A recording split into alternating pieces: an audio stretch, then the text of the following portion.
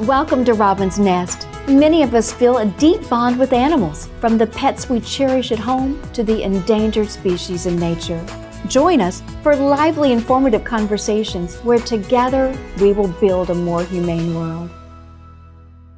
I'm so excited to introduce you to our guest today, the 2024 Kiesling Prize recipient, Dr. Arnaud Desbiez.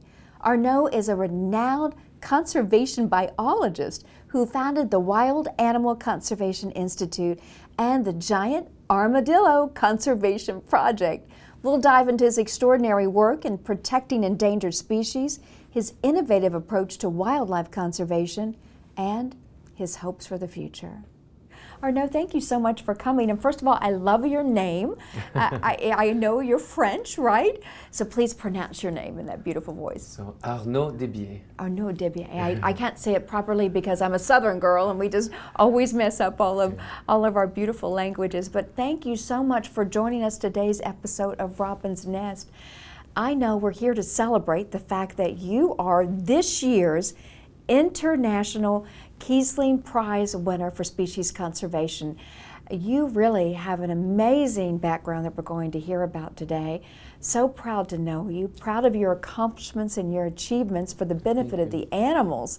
And I'm so proud to meet a fellow passionate advocate like you are. Tell us a little bit about yourself. Well, thank you so much, and thank you so much for having me. And I am so grateful to be this year's recipient of the Wolfgang Kiesling 2024 Species Conservation Award. Yes. That's really great. So, well, as you mentioned, I was born in France, but I spent my childhood in the United States. Where in the U.S.? New York. New York. Yeah. And so kind of moved back and forth from them. But I've been living now in Brazil for 22 years. Wow. So it's been quite a while. And I started my career in conservation actually working as a zookeeper.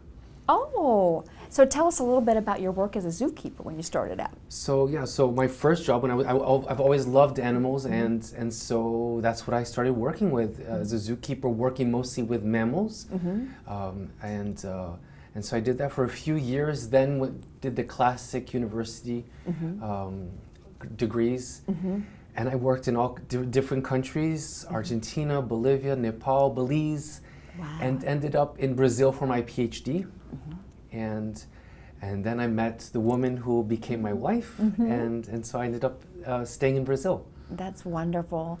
Well, you know, we think of Brazil as a biodiversity hotspot. We think of Brazil as such an incredible place to work with animals. So I'm sure that's what attracted you, besides your beautiful wife, but the passionate work that you're able to do. And you and I were talking as we're starting Robin's Nest today about what's going on in Brazil in terms of the state of conservation. Can you share with people so that we understand, because we don't talk about it much here? Well, yes, right now, as we record this in September 2024, in many ways Brazil as a country is burning. We've had a very prolonged drought, and so for the Amazon, Pantanal, and Cerrado, which are different ecosystems found in Brazil, there hasn't been a rainy season, and so we've had we're having a really prolonged drought, and we are now experiencing a lot of criminal fires. So people putting intentionally fire to ecosystems and grounds. And so the country is undergoing many fires. And if you look at a satellite image of South America, this drought is also occurring in other countries, and you can see Paraguay, Bolivia, a lot of places are really burning. So it's quite a catastrophe that we are going through right now. And we don't talk about it, and at least not in the States. It's not in the headlines in the States at all. You said criminal fires. So in addition to the drought, there are a group of criminals that are lighting up? Yeah, a lot of people are doing this, yes, because this is a way of sometimes claiming lands, destroying natural habitats to be able to then claim them for agriculture, for other reasons. It's also a way of opposing the government, and so there are lots of different reasons for them to put fires on, but because of the drought, they're almost impossible to extinguish. Yeah. So how long have you been in the country again? So I have been living in Brazil for now 22 years. 22 years, what changes have you seen? Oh, well, I started working in the Pantanal, and it's the world's largest freshwater wetland. It's found in the center of the South American continent. And it's a really beautiful biome because the Pantanal, 95% of it is privately owned by extensive cattle ranchers. So it's these gigantic ranches that are thousands and thousands of square miles. So really, really big. And I think it was one of the only very few examples of a tropical ecosystem where man lives in harmony with nature. However, we have seen that changing. And as other biomes have become more developed, there have been people from outside coming in the Pantanal. Ranches have been getting smaller, and there has been more exploitation. And so we have seen extensive changes in the Pantanal.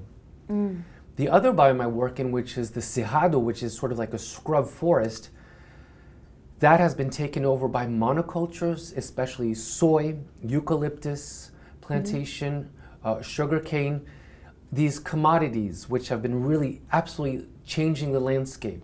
Yes. We have an area, we have a long-term study on giant anteaters, and this year we are leaving that area because all the habitat around has been destroyed and has been legally transformed into these monocultures.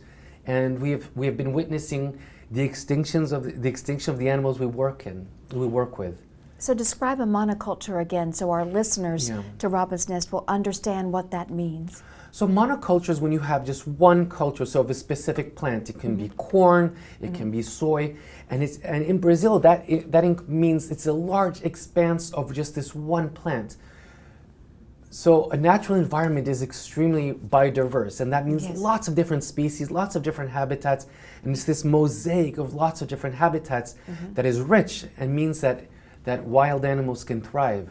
Yes. However, when you plant just one species, and usually this also means using pesticides, chemicals to help them grow, avoid pests. Yes. You poison the environment for other species, and only that species will grow.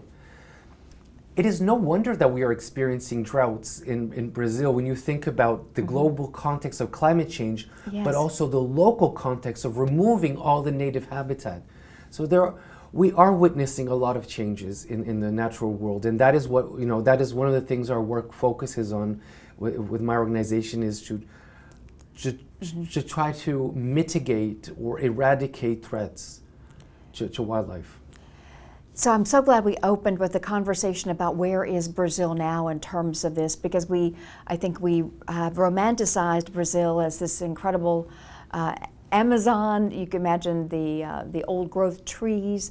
We've heard of logging, removing a lot and all of that, but I don't think we understand the vast nature and the devastating impact of this drought.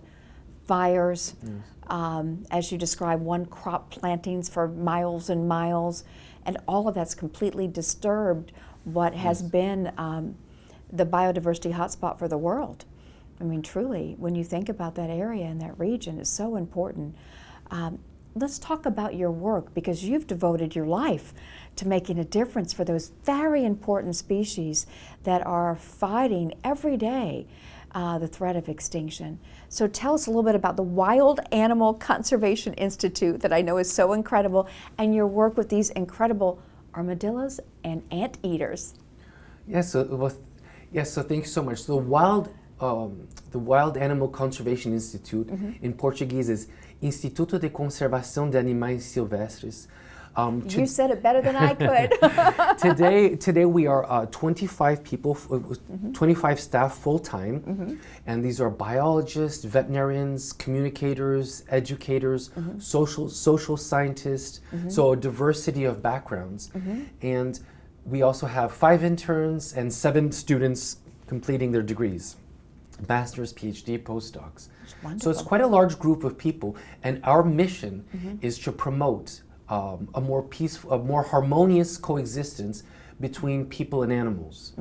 What started kind of as wanting to save the giant armadillo from extinction is now really a project that tries to work with the local communities that live with biodiversity to try to find solutions so that people and wildlife can thrive together. So what's happening to the giant armadillos in this area? Why are they threatened? So They're not a food source, right? in some places they can be, such as the Amazon. In some places they are hunted. It's actually we work in 4 different biomes: the Pantanal, the Cerrado, the Amazon, and the Atlantic forest. And in each of these biomes, the species faces different threats. So, for example, in the Pantanal, where we have a long-term field research going on, almost nothing was known about this species before we started really studying this animal. So we've been studying a population for now,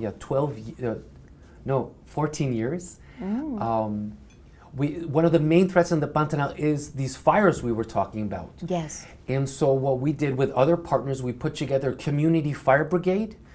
And so we work with 22 different ranches. Yes. And we provided the equipment and provide yearly training so that the landowners and the ranch workers are able to combat and fight any out-of-control fire before it destroys the whole area. Which would destroy the habitat for the armadillos. It would destroy the habitat for the armadillos, but also the livelihood of the ranches. Yes. So it's really it's really some work that we do hand in hand. Often when you look at it, a lot of the issues we face, we all want the same thing. We all want thriving ecosystems. It makes economic sense and it's good for biodiversity. We often get caught up in these short-term solutions. And so one of the things we often do is try to work with the people living with biodiversity and try to find ways so that they can coexist peacefully with wild animals. To mitigate or even remove and eliminate human-animal conflict. Absolutely, and a good example of that is our work with beekeepers. In the Cerrado, which has been extremely deforested, beekeepers place their beehives at the edge of native habitat. So native habitat is just the trees, the native trees. And that's also where the giant armadillos live. And because the habitat is restricted, they have also learned now to knock over the beehives. And so they can destroy the livelihood of beekeepers very quickly. Yes, yes. And so we conducted interviews to better understand the problem. And we found that in Mato Grosso do Sul, the state where we work, we did 200 interviews. We found that for 50% of these beekeepers, the honey was one of their main source of income. So the giant armadillo could actually, destroy their whole livelihood. Unbelievable.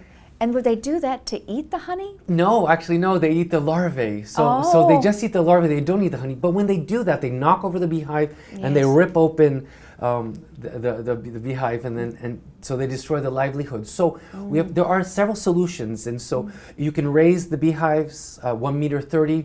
You can fence. There are all kinds of ways, and we've described 15 different methodologies that can be used. We've tested them, and so beekeepers that apply these methodologies receive a certification, which is something I know American Humane does a lot. Yes. So we provide them with a giant armadillo-friendly certificate that can help them promote their honey. And so we now have 150 beekeepers. We're working with the Mato Grosso do Sul. This has provided, they get a higher price for their honey when they use this, and it saves their production. So it's really win-win. For those smaller beekeepers that don't commercialize their honey, we provide them with queen bees we raise queen bees, distribute about 10 of them so that they can actually improve their production. So that people feel that coexisting with giant armadillos is a positive, is something great. And so having giant armadillos around you provides, benefits. And so and this is a really incredible program because it is coordinated and we work with the beekeepers. We have meetings every 2 weeks and all the project decisions, what we should be doing happens with them. So it's really fun. And I think it's a good example of showing how when we are creative, listen to the people who are living the problem, we can find solutions that benefit everybody. Well, I'm sitting back and in awe, first of all, thinking about the way that you have solved so many problems.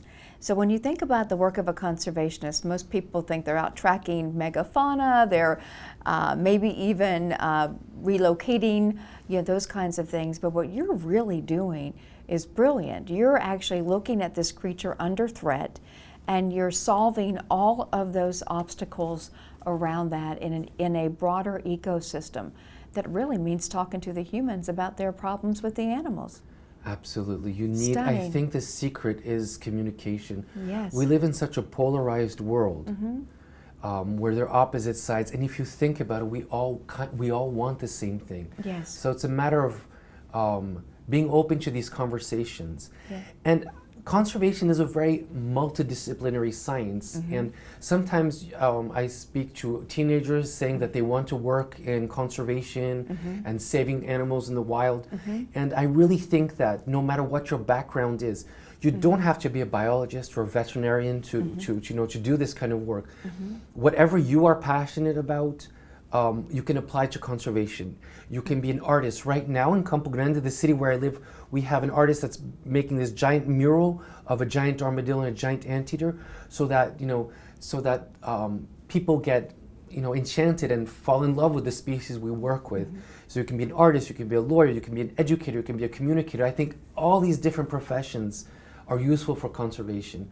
But absolutely, I think the secret is communication. What we're doing right now, this podcast, is a way of broadcasting these different ideas, of speaking to different people. That is so, so, so important. Yes, absolutely. And I do love that your attention to problem solving, and it's action oriented. Yes. So I think that's so important now too, because we are in the midst of such a crisis. Yes. And before we talk about the larger crisis, climate change, all of those kinds of issues that are so real, we've talked a little bit about the armadillo. You also love these giant anteaters, which are amazing and great creatures. So tell us a little bit about your work with anteaters. So the anteaters, as you can see, are such an odd-looking species. Yes. I mean, they're absolutely majestic. They have this giant bushy tail. They have this elongated snout, and they slurp ants with their gigantic tongue. They walk on their knuckles, so they're quite a sight to see. They're a very odd-looking animal. But giant anteaters are unfortunately also threatened with extinction, and there are many different threats. But the threat that our organization has focused on has been roadkill, and they are the third most killed animal on our roads in our state.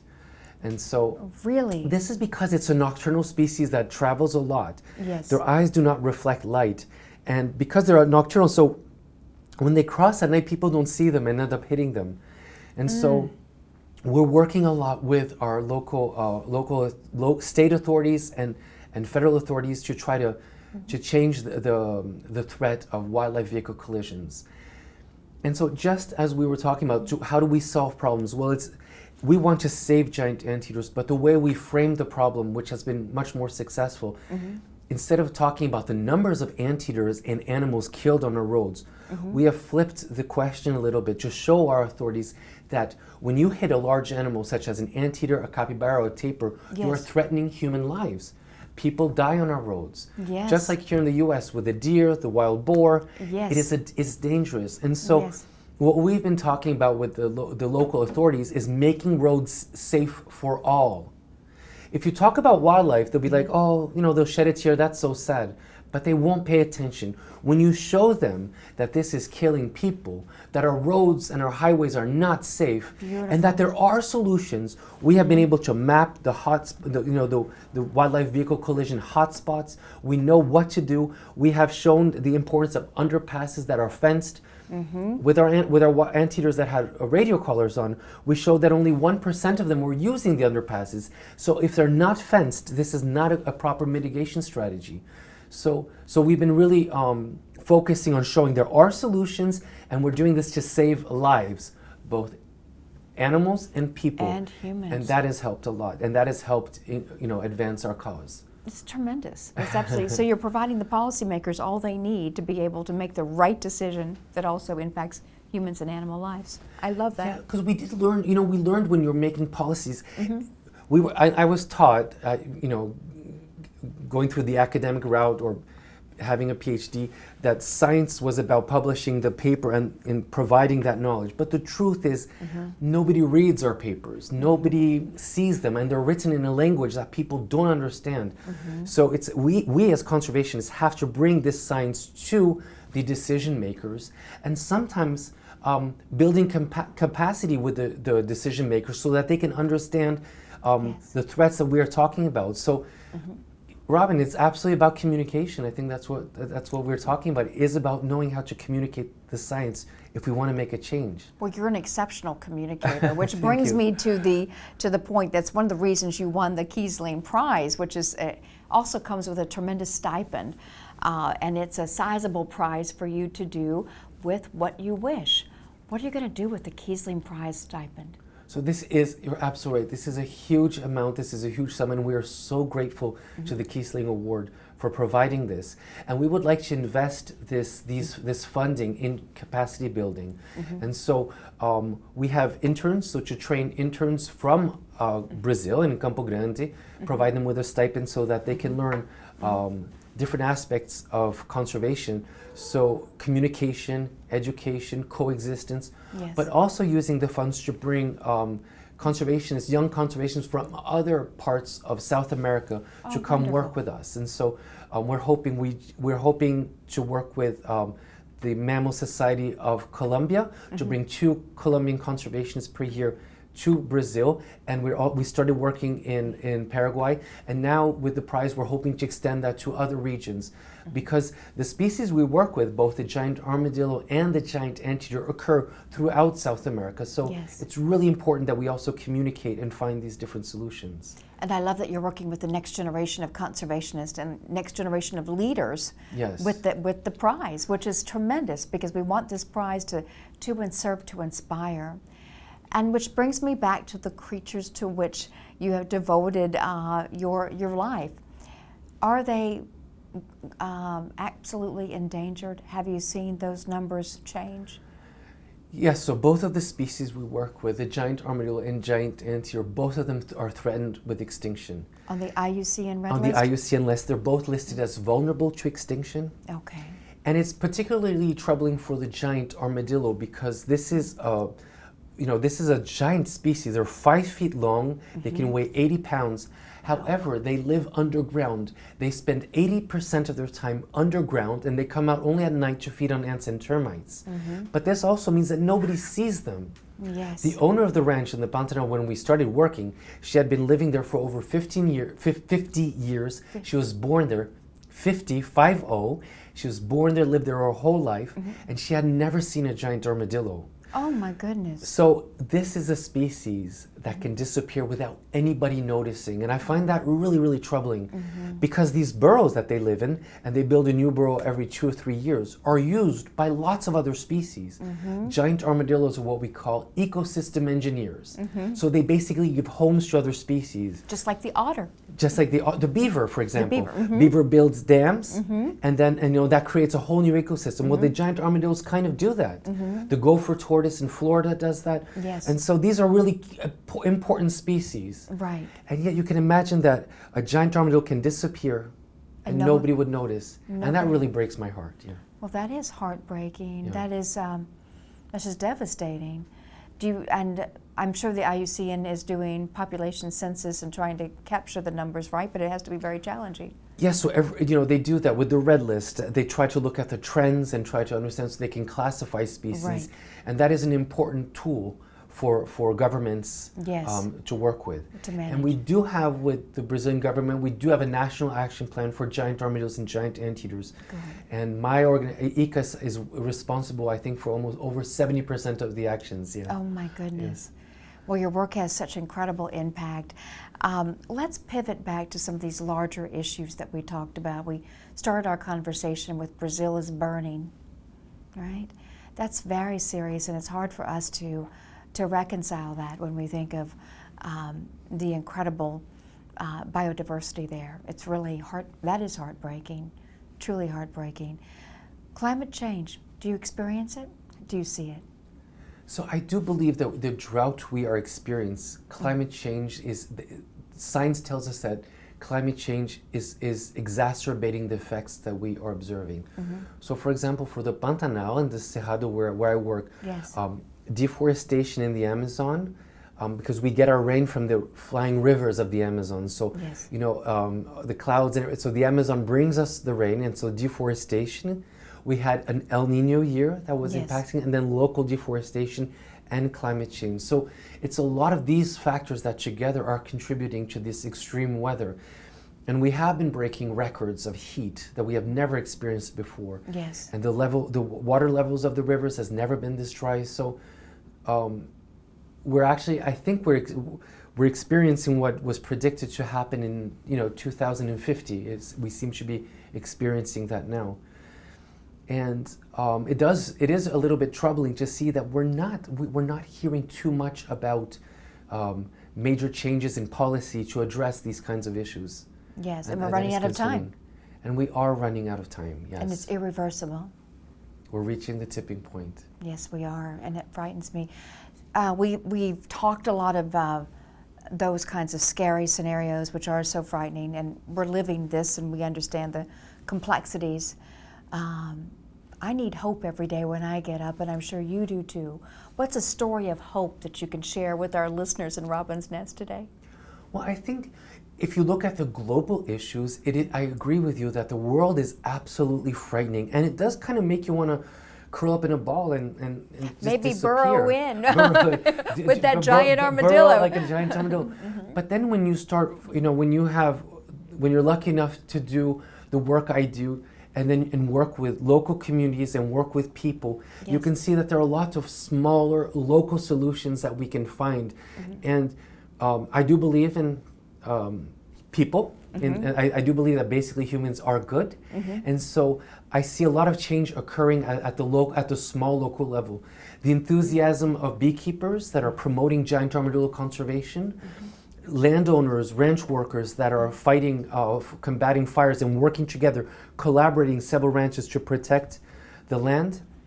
Dog owners, we have worked with domestic dog owners to coexist with wildlife, because there is that challenge sometimes of dogs spreading diseases, and yes, and so we work with landowners and seeing the response of the guardians and how they respond to that, the environmental education work that we do in schools, and you see the enthusiasm that the next generation has. Mm-hmm. The capacity building work that the Kiesling Award will be helping to fund is absolutely inspiring. We have been we want to focus and have been focusing on a more diverse and inclusive grouut, mm-hmm, and we have had this year we have our first Indigenous Indigenous intern, and a lot more diversity in our groups, and seeing different visions and how we can do different things. So I think, and I would encourage our listeners, mm-hmm, if you are stressed out about what you hear about going into work, go volunteer with your local conservation mm-hmm, organizations for the local native habitat. Yes. There's work you can do with pollinators. There's all kinds of work. I think wherever you live, you can see there are local organizations that are doing some great work locally.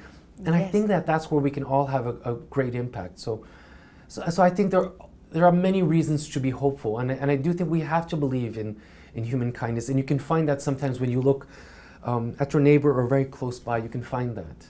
That's beautiful. And it does bring me hope too, because I do believe all conservation is local at the end of the day. Yes. Makes a huge difference, and the work you're doing in Brazil is to be commended. Thank you so much, and thank you so much for having me. Oh, thank you.